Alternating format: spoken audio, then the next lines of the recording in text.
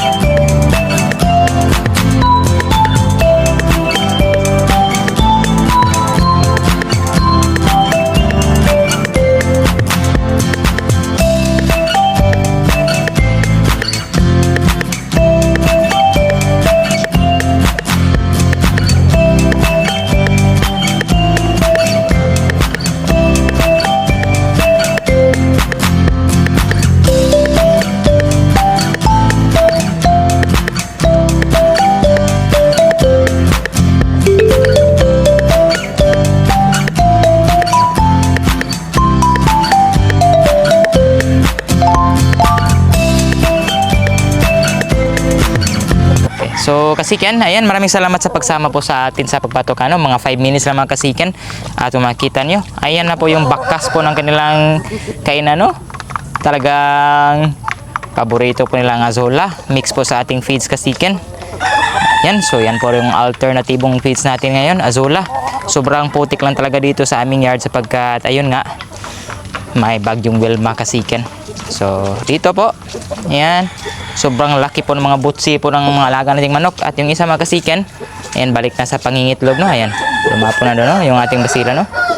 Ayan, meron na siyang 10 itlog dyan. Ayan, sobrang saya natin. Kahit pa paano, unti-unti na silang bumabalik, no? Okay. So, ngayon nga sa na-mention ko mga kasiken, ay ipapakita ko po sa inyo yung mga pairing po namin na ginagawa. Kahit po maulan, tuloy pa rin po ang breeding kahit papano po. Meron po kasi yung mga nag-inquire ng mga pasisiw. At yun, wala tayong i-offer sa kanila. Kaya, yun, sa dahan-dahan kasiken, unti-unti tayong bumabalik po sa pag-breed. At dito po, ang first po natin na pairing, meron tayong quadro dito mga kasiken. Dito ko sila inilagay sapagkat 4 sila. Wala pang pugad kasiken, though ang isa nito is nagsimula ng mangitlog, but lalagyan pa natin ito ng pugad. So nandito po yung mga basila natin. Ito po yung first offspring po ni Bart.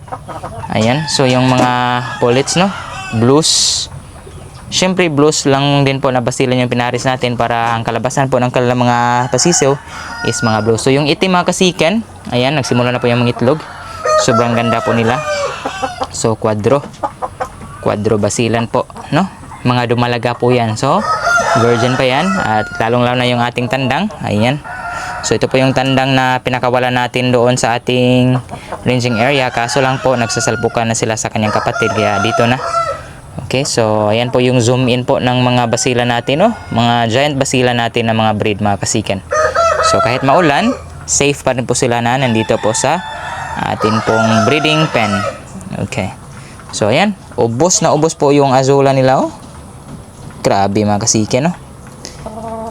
So gagawan pa natin sila ng pugad dyan mga kasiken. At nandito rin po yung pangalawang pares natin.